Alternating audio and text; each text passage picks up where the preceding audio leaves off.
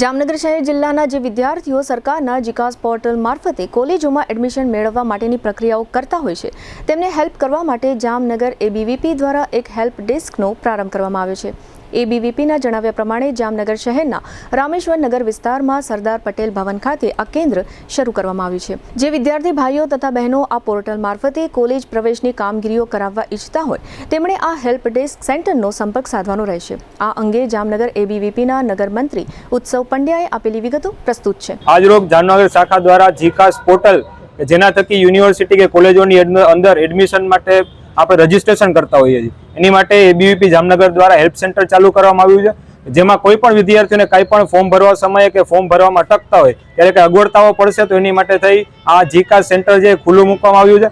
જે પણ કોઈ વિદ્યાર્થીને અગવડતા પડે આ હેલ્પ સેન્ટર આવી અને આપ છે આપની સમસ્યા હલ કરી શકશો। આનો એડ્રેસ છે રામેશ્વર નગર સરદાર ભવન અને એનો હેલ્પલાઇન નંબર પણ 24/7 જે ચાલુ રહેવાનું છે। એટલે આપ સૌ કોઈ વિદ્યાર્થીઓને અગવડતા પડે તો હેલ્પ સેન્ટરમાં જોડાય।